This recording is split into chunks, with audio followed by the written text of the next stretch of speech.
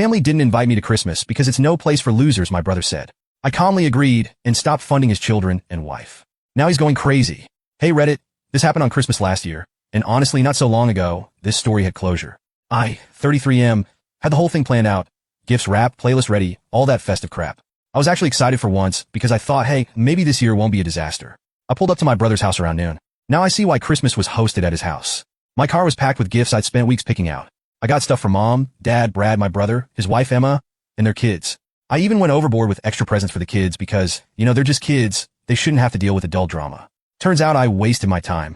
I knocked on the door, juggling two big-ass gift bags, and waited. Emma opened it. But instead of the usual warm, hey, come in, she gave me this weird, uncomfortable look.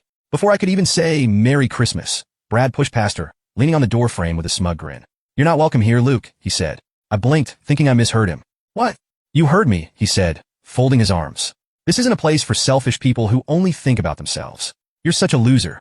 Now I'm standing there, freezing my ass off, with gift bags cutting into my hands. And this is what I get. I looked at my mom for backup, but she just avoided eye contact. Dad was in the background, pretending to mess with something on the kitchen counter like he didn't know what was going on. I should have seen that as a red flag, but I was too stunned. What the hell are you talking about? I finally asked. You're too busy with your new apartment and living your little life to care about the rest of us, Brad said. You're not pulling your weight anymore, and we're all sick of it. I was speechless. Not pulling my weight? Are you kidding me?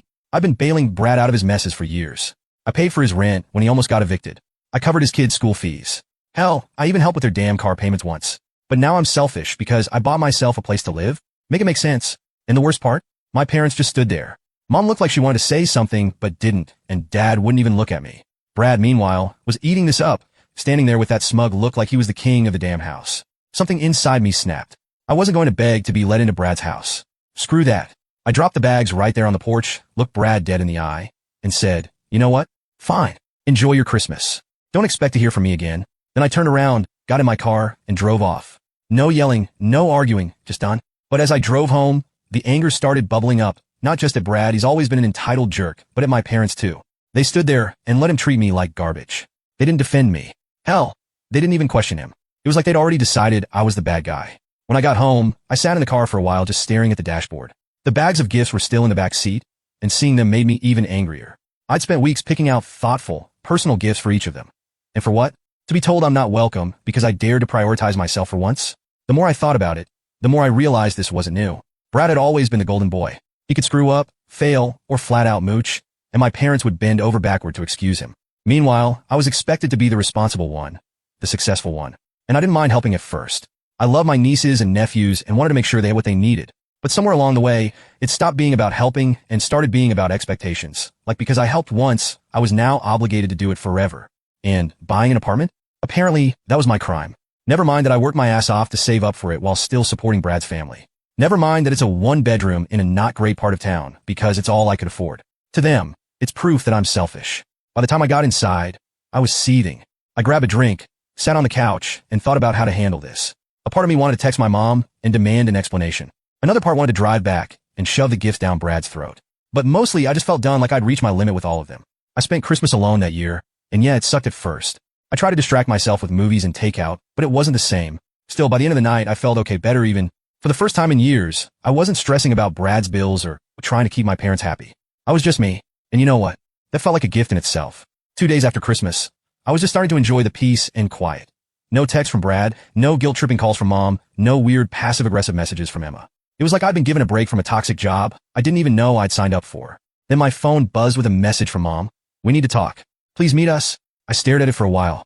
A part of me wanted to delete it and keep going with my new stress-free life. But another part, maybe the part that still wanted answers, decided to see what they had to say.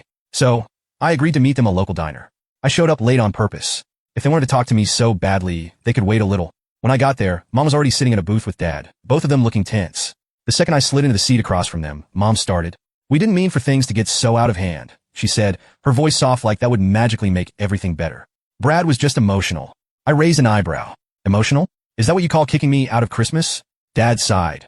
Rubbing his temple like this was exhausting for him. Look, Luke, we didn't agree with everything Brad said, but you let him say it. I cut in. You didn't stop him. You didn't defend me. You just stood there. That shut them up for a second.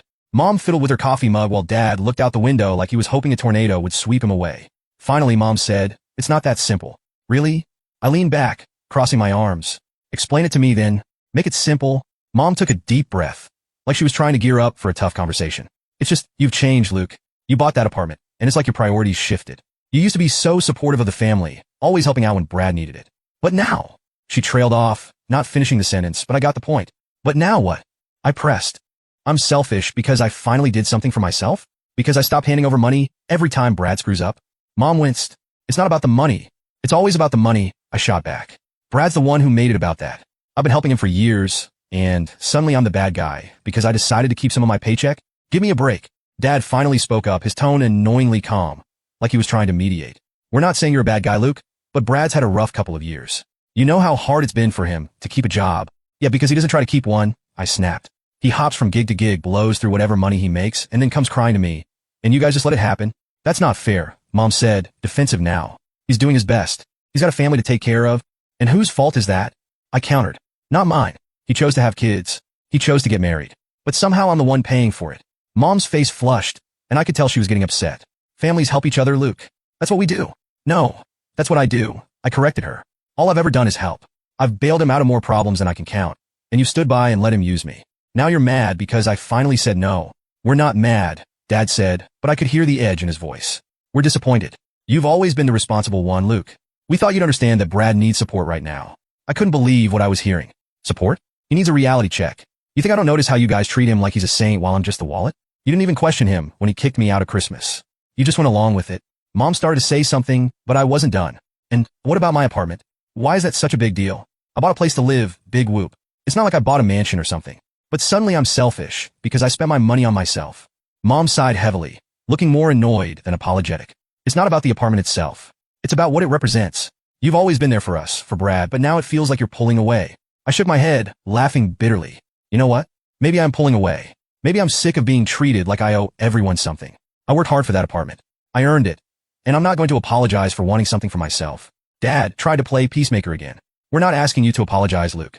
We just want you to understand that Brad's family is struggling, and they need your help. No, they need your help, I shot back. I've done more than enough for them. If you're so worried about Brad, you help him. I'm out. Mom's expression hardened, like she was finally tired of arguing. Fine, she said quietly. If that's how you feel, it is, I said, standing up, and I'm done feeling guilty about it. Enjoy your golden child. I tossed a few bucks on the table to cover my coffee and walked out without looking back. I didn't care if they called after me. I didn't care if they sat there stewing. I was done after that talk with my parents. I was completely done, like there wasn't even a shred of doubt left.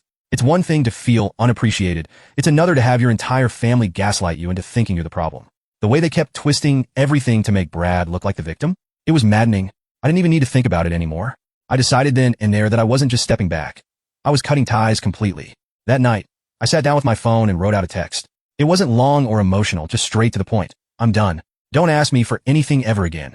Then I hit send to the group chat with my parents, Brad, and Emma, and immediately blocked all of them. I won't lie, it felt weird at first. Cutting off your family isn't exactly something you prepare for. There's this lingering voice in the back of your head that keeps asking, am I overreacting? Should I try harder to fix things? But every time I started second-guessing myself, I'd remember Christmas. I'd think about Brad standing there with that smug look, my parents just silently agreeing with him, and all the crap they said during that diner talk. That shut the doubts up real quick. The first couple of days were quiet, which I was grateful for. No calls, no texts, no drama. For the first time in forever, I didn't have to worry about anyone dumping their problems on me. It was like I was finally getting my own life back. But of course it didn't last. About a week later, I started hearing from mutual friends. Apparently, my parents were telling people I'd abandoned the family. They made it sound like I'd turned my back on them for no reason, like I was some heartless jerk who decided I was too good for them.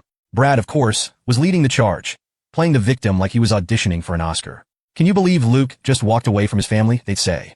After everything we've been through together, it's like he doesn't even care about us. Hearing that pissed me off, but it didn't surprise me. Brad's always been great at spinning stories to make himself look like the hero. Or, in this case, the poor, misunderstood brother. What did surprise me was how quickly some people bought into it. A couple of friends reached out, basically asking what the hell was going on. Hey man, one of them, Jared, texted me. Your parents said you're not talking to them anymore. Something about you being upset over Christmas? What's up with that? I thought about ignoring it, but I figured I might as well set the record straight for the people who actually cared enough to ask. I called Jared back and explained the whole thing. Not just Christmas, but the years of being used, the constant guilt trips, the way my family always put Brad on a pedestal while treating me like an ATM. Dude, Jared said when I finished, that's messed up. I had no idea it was like that. Yeah, well, I said trying to play it off. I guess I just finally hit my limit. Can't blame you, he said. If I were in your shoes, I'd probably do the same thing. That conversation made me feel a little better, like maybe I wasn't the crazy one after all. But for every Jared, there were at least two other people who bought into my parents' sob story. I started seeing vague, passive-aggressive messages on Facebook from some of my extended family members. Stuff like, family should always come first, no matter what. Some people need to remember that. It was so obvious who they were talking about that it almost made me laugh. I thought about responding, maybe calling them out for not knowing the full story. But then I realized I didn't know them anything. Let them believe whatever they wanted. At the end of the day, I wasn't going to waste my energy defending myself to people who never cared enough to ask for my side. Still, the whole thing got me thinking about how easy it had been for my family to turn on me. It wasn't like I'd been a bad son or a bad brother. If anything, I'd gone above and beyond for them. And yet, the second I decided to treat myself with the bare minimum, I was suddenly the villain. It's crazy how quickly people show their true colors when you stop giving them what they want. I'd be lying if I said I didn't miss the idea of family. There were moments when I'd see something funny or hear some news and instinctively think, oh, I should tell mom about this, only to remember that I wasn't talking to her anymore. It's not like I was some cold-hearted robot who didn't care. But I knew going back would just drag me into the same old cycle, and I wasn't willing to do that. What made it even harder was that I genuinely liked Emma and the kids. Emma had always been nice to me, and the kids were innocent in all of this. But at the same time, I couldn't keep pretending everything was fine just because of them. If Brad and my parents weren't willing to treat me with basic respect, there wasn't much point in sticking around. After a while, the noise started dying down. The Facebook messages stopped, the mutual friends stopped bringing it up, and I stopped hearing about what my family was saying behind my back. It was like they'd finally accepted that I wasn't coming back, which was a relief. A couple of weeks went by, and honestly, I thought I'd heard the last of my family drama. Cutting ties with them brought me the peace I desperately needed. I wasn't waking up to guilt-tripping texts from mom. I wasn't dealing with Brad's endless demands, and I wasn't carrying the weight of everyone else's problems. For the first time in forever, I felt free. Then, one random Tuesday afternoon, I got a call from a number I didn't recognize. Normally, I just let it go to voicemail, but something told me to pick up. Hello, I said. Is this Luke? A serious voice on the other end asked. Yeah. Who's this? This is Brian, he said. I'm a lawyer representing Emma. Do you have a moment to discuss some legal matters involving your family? At first, I thought it was some kind of scam. Why would Emma need a lawyer? And what the hell did it have to do with me? Yeah, sure, I said cautiously. What's going on? There was a brief pause before he dropped it. Emma has reason to believe that Brad has been engaging in illegal activities, and your financial transactions with him might be relevant to an ongoing investigation. I froze. Wait, what? What investigation? I haven't talked to Brad in weeks. I understand, Brian said, his tone calm and professional. But Emma recently discovered some alarming information. It appears that Brad has been using money from family members, including you, to fund illegal purchases and activities. We're still piecing everything together, but I thought you should know. My stomach dropped. Illegal activities? Like what? Brian hesitated for a moment before answering. We believe Brad has been purchasing stolen goods and reselling them, electronics, car parts, that sort of thing. There's also evidence that he may have used the funds for some questionable online transactions. I couldn't believe what I was hearing. I mean, Brad was always a mess financially, but this was a whole new level. Are you telling me I'm connected to this? I asked, feeling my chest tighten. Well, we found records of several large transfers from your account to Brad's over the years, Brian explained. If investigators come across this, they may have questions about whether you were aware of how that money was being used. I wasn't. I said, probably louder than I meant to. I thought I was helping him with bills, rent, stuff for the kids. I had no idea he was doing anything illegal. Brian seemed unfazed by my outburst. That's why I'm reaching out.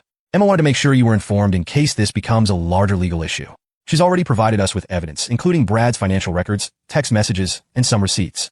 It's clear she had no knowledge of this either. Does she think I'm involved? I asked, my voice tight. No, Brian said quickly. Emma doesn't believe you had anything to do with this. She knows you were trying to help, but she thought you deserved to know what's going on, especially since your name might come up during the investigation. For a moment, I couldn't even process it. I just sat there, staring at my computer screen while my mind raced. Stolen goods? Online scams? Brad had been using my money to fund it?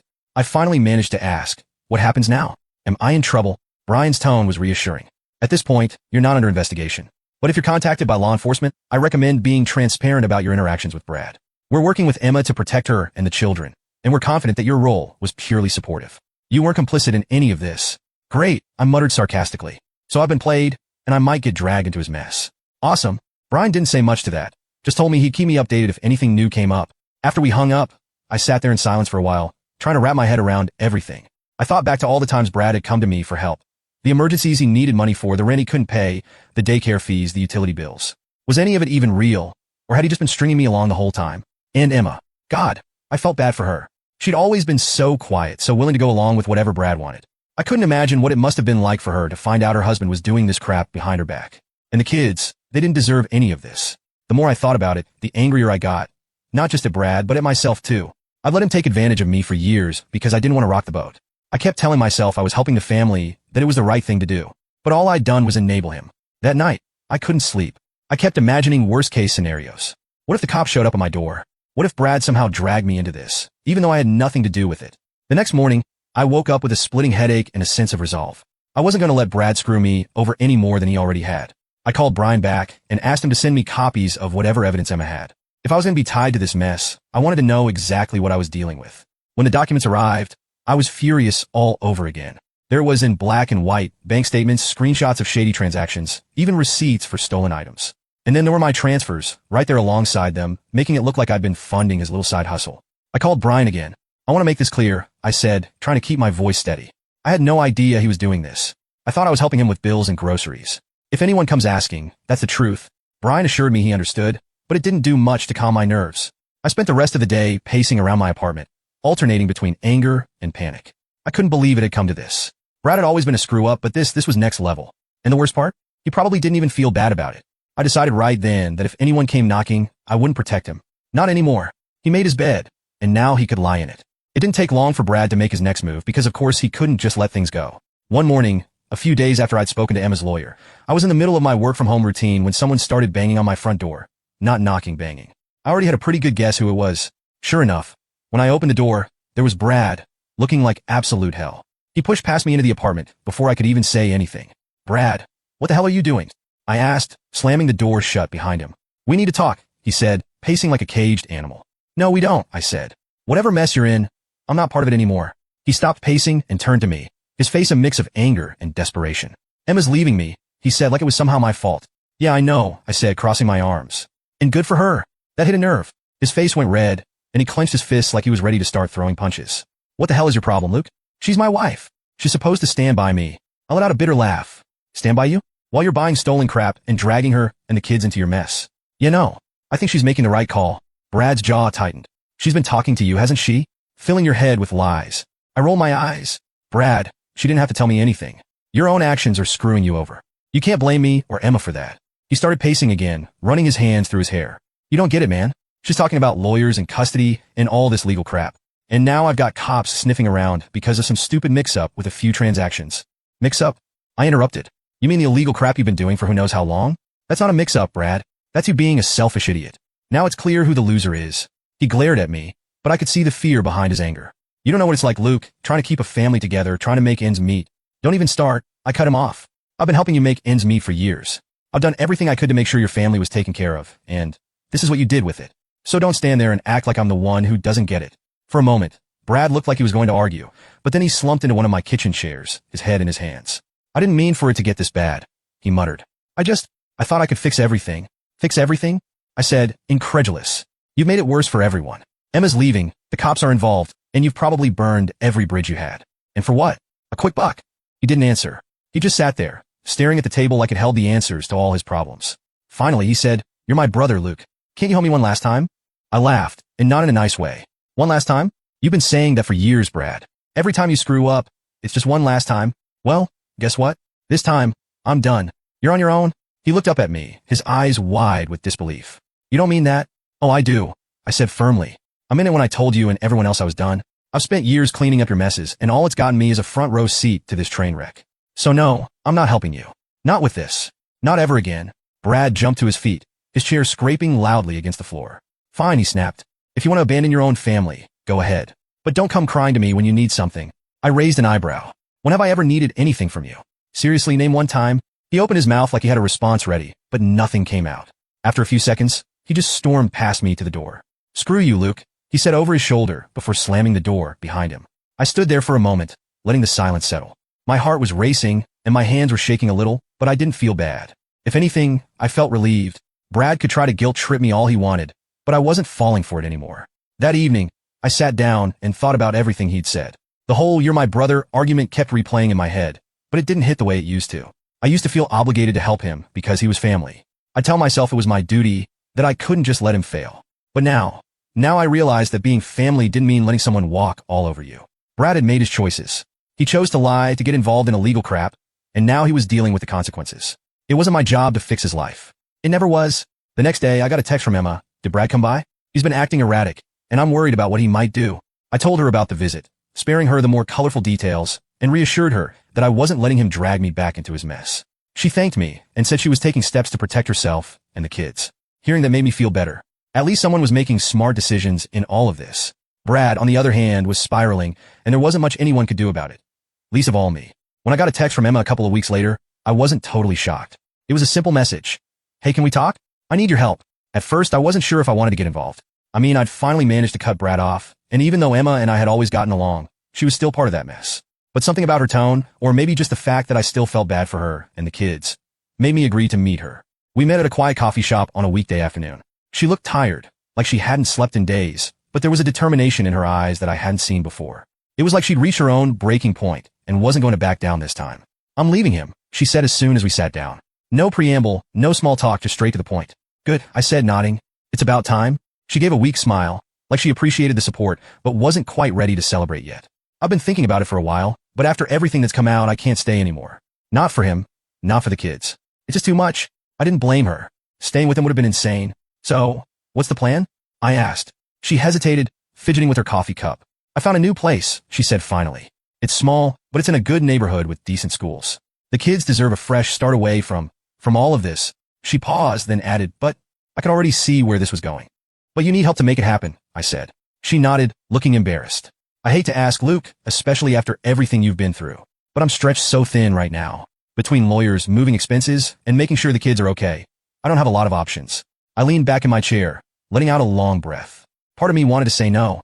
I mean, wasn't this exactly what I've been trying to avoid, being dragged back into their drama? But then I thought about her kids. They didn't ask for any of this. They didn't deserve to grow up in a household where their dad was constantly screwing up and their mom was stuck cleaning up the mess. All right, I said finally. I'll help, but just this once and only for you and the kids. Brad's on his own. Emma's eyes filled with tears, and she reached across the table to squeeze my hand. Thank you, Luke. You don't know what this means to me. We spent the next hour going over the details. She needed money for a deposit on the new place and some basic necessities to get started. I transferred her the money that night, and for the first time in a long time, it didn't feel like I was being used. This wasn't Brad guilting me into fixing his problems or my parents trying to make me feel like I owed them something. This was about helping someone who genuinely needed it and was doing the right thing for her kids. A few days later, Emma sent me a text. We're leaving today. Thank you for everything. We talked for a little while, mostly about her plans and how the kids were adjusting. She mentioned that she was looking for a better job and was working with her lawyer to finalize the separation. It sounded like she had a long road ahead, but at least she was on the right track. I still felt a little weird about helping her after cutting off the rest of the family, but I didn't regret it. Emma wasn't the problem, and neither were the kids. They were just collateral damage in Brad's never-ending cycle of chaos. It didn't happen overnight, but eventually Brad's actions caught up with him. I found out through Emma. She'd been keeping me updated here and there mostly because of the kids. Apparently, the investigation into Brad's stolen goods operation had gained serious traction. By the time the police had everything pieced together, they were charging him with multiple counts of possession and distribution of stolen property. Honestly, I wasn't surprised. Brad had been pushing his luck for years, and it was only a matter of time before the house of cards came tumbling down. What did surprise me, though, was the fact that my name came up during the investigation. Not because I was involved, but because of all the money I'd given him over the years. I got a call from a detective one afternoon asking if I'd be willing to come down to the station for a statement. Even though I knew I'd done nothing wrong, my stomach was in knots. I couldn't shake the fear that somehow Brad's mess would drag me down with him. When I got to the station, I sat across from the detective in a tiny bare office. He asked me about the money I'd sent Brad, why I'd sent it, what it was for, if I'd known anything about what he was doing. I laid it all out for him. I thought I was helping him pay bills, take care of his kids, keep his family afloat. I had no idea he was using that money for illegal crap. If I'd known, I would have cut him off years ago. The detective nodded, taking notes. He didn't seem skeptical, which was a relief. Then he slid a stack of papers across the table. Bank statements, transfers, receipts, all the evidence they gathered. From what we can see, your story checks out, he said. The funds you sent match the timeline of when Brad was claiming financial hardship. We also have records of him falsifying documents to make it look like he needed money for things like rent or daycare. It wasn't just that Brad had used me. It was that he'd gone out of his way to manipulate me. So, I'm in the clear? I asked, still nervous. You're not under investigation, the detective confirmed. It's clear you were another victim of his schemes. We may need you to testify if this goes to trial, but you're not liable for anything. Hearing that was like a weight lifting off my shoulders. I wasn't going to be dragged down by Brad's mess after all. A couple of weeks later, the news broke that Brad had been arrested. Emma texted me when it happened. They finally got him. He's being held without bail. It was almost surreal. For years, Brad had been skating by, avoiding consequences, using everyone around him to clean up his messes. But now he was sitting in a jail cell, and there was no one left to bail him out. Well, almost no one. About a week after Brad's arrest, I got a call from an unfamiliar number. I didn't answer, but they left a voicemail. It was my mom. Luke, she said, her voice shaky. Please call us back. It's about Brad. He's in serious trouble, and we need your help. I rolled my eyes and deleted the voicemail. I should have known they'd come crawling back the moment things got tough. The next day, there was another voicemail, this time from my dad. Son, I know you're upset with us, but Brad is still your brother. He made mistakes, sure, but he needs us now more than ever. Please call us back. I ignored that one too. Then came the texts. Mom was practically begging me to step in, saying things like, you know Brad's not a bad person at heart. He just got mixed up with the wrong people. We can fix this if we work together. Dad's messages were more guilt-trippy. Do you really want your brother to rot in jail? Family doesn't turn their back on each other. At first, I was furious. How could they still defend him after everything he'd done? After he'd lied, stolen, and dragged my name through the mud? But the more I thought about it, the more I realized it was just who they were. They'd always coddled Brad, always made excuses for him, always put his needs above everyone else's. This was just another chapter in the same sad story. So, I sent one final text to the group chat they'd started bombarding me with. I'm not helping Brad. He made his choices, and now he's facing the consequences. Don't contact me about this again. I didn't get a response. A few months later, Brad's case went to trial. I didn't follow it too closely, but Emma kept me updated. Apparently, he tried to plead ignorance, claiming he didn't know the goods were stolen. But the prosecution had mountains of evidence against him. Bank records, text messages, even a couple of recorded phone calls. He didn't stand a chance. He was sentenced to several years in prison, with no possibility of parole for at least half that time. Emma told me he cried in court when the verdict was read, but I didn't feel sorry for him. He'd had every opportunity to turn his life around, and he'd wasted all of them. As for me, life moved on. Emma and the kids were doing well in their new house. She found a steady job and was finally starting to feel secure again. Every now and then, she'd send me a text or a picture of the kids, just to let me know they were okay. My parents tried reaching out a few more times, but I ignored them. I'd made my decision, and I wasn't going to let them guilt me into reopening that door. They'd chosen their favorite, and now they were stuck with him. It's been over a year now since I last spoke to any of them, and honestly, I don't miss it.